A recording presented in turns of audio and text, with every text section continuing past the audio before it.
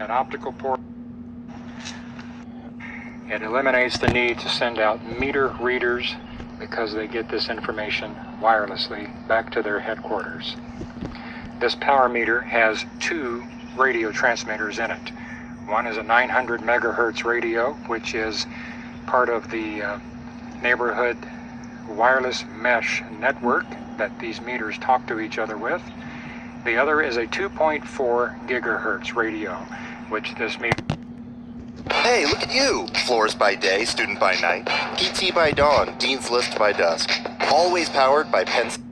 Hey Mark, my name is Jeff Perichin and I am the Student Music Director here at RSU Radio. This is the completely student-run radio station we have here at Rogers State University. We would love it if you would come and visit our university. We would also love to do an interview with you here at the radio station and we...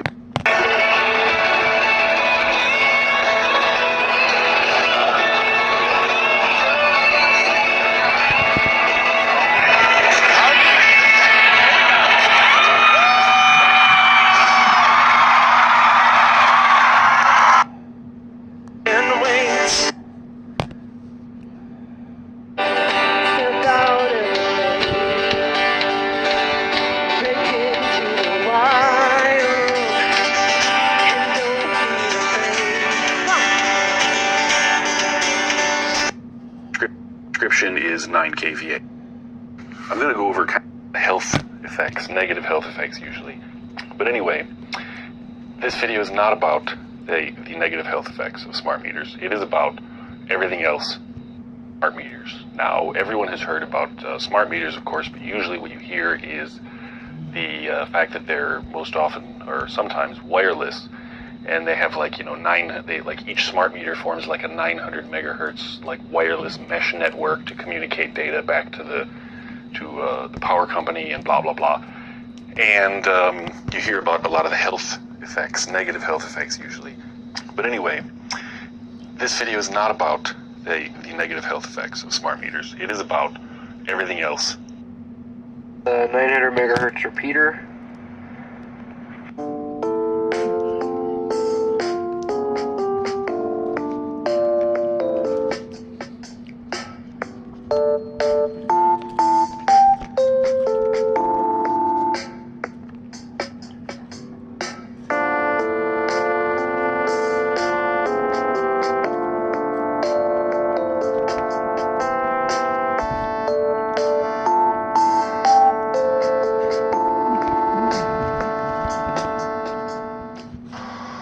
Welcome to the Lookout Mountain Communications Facility just west of Denver. Here is my 900 megahertz amateur radio repeater, transmitting at 927.975, receiving at 902.0375 with 75 watts of output power. Here is the back side of the repeater. Audio is routed to a Raspberry Pi to connect to the All-Starlink network. The transmitter and receiver are combined to head out to the same antenna through a cavity filter from an old cellular system.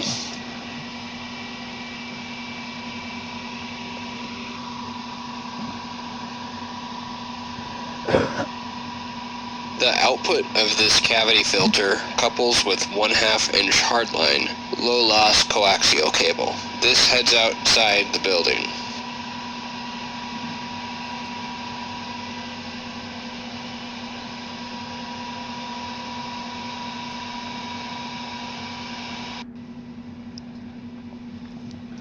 From the outside, this cable heads up the tower to the top of the roof where the antenna is located.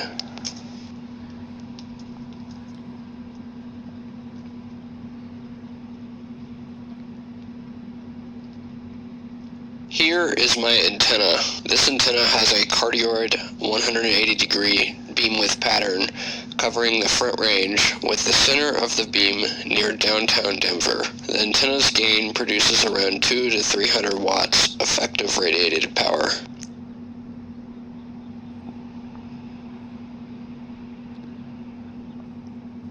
Here is the view from the antenna.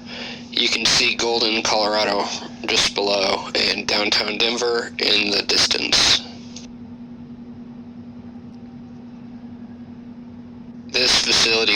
built onto an old house.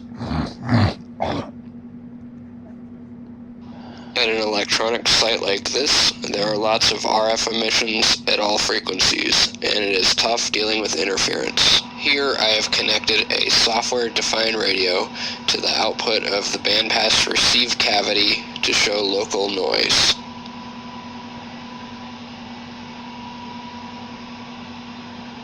I had to cherry-pick the input frequency to avoid all of this interference from unlicensed Part 15 devices. This is why my input is set to 902.0375 at the very bottom of the band.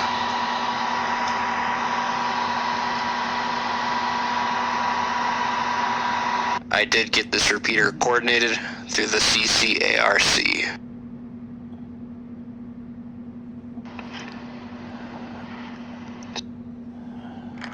Ooh, that looks spicy.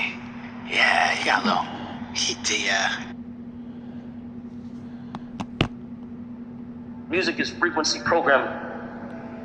Music is frequency. What frequency are you being fed?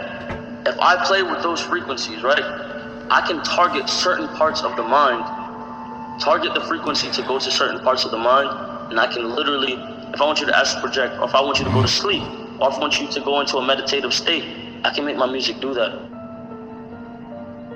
The brain processes information electrically. It communicates with the cellular structure electrically, and it operates within a certain band of frequency.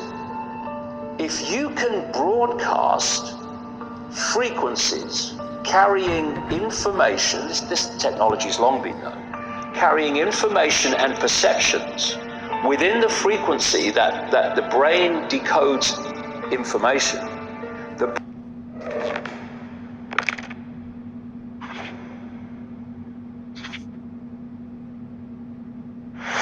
Hi and welcome back to another TechMinds video. So in this video we're going to be looking at the beginner's guide to software defined radio. Now you may be wondering to yourself, what is software defined radio? Well, it's a radio communication system .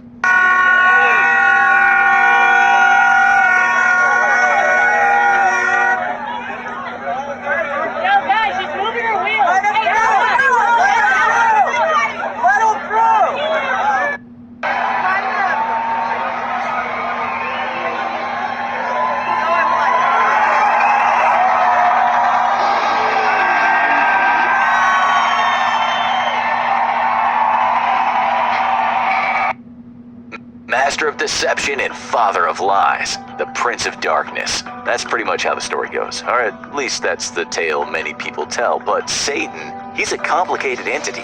There's much more to him than most people know. He's not just a devil with a pitchfork who stands on your shoulder telling you to steal a candy bar. He has a long history and I'm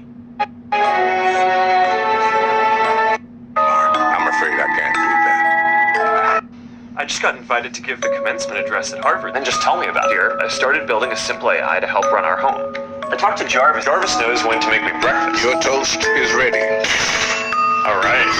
It's time for my call with Shrek. Can you get him on the video conference line? Setting up the VC room now. Remember to check on the AI guidance system for Tequila. Well, hey, play us some good Nickelback songs. I'm sorry, Mark. I'm afraid I can't do that. Let's practice sound management. Jarvis, your Mandarin is so soothing. Shay. We're secretly a lizard.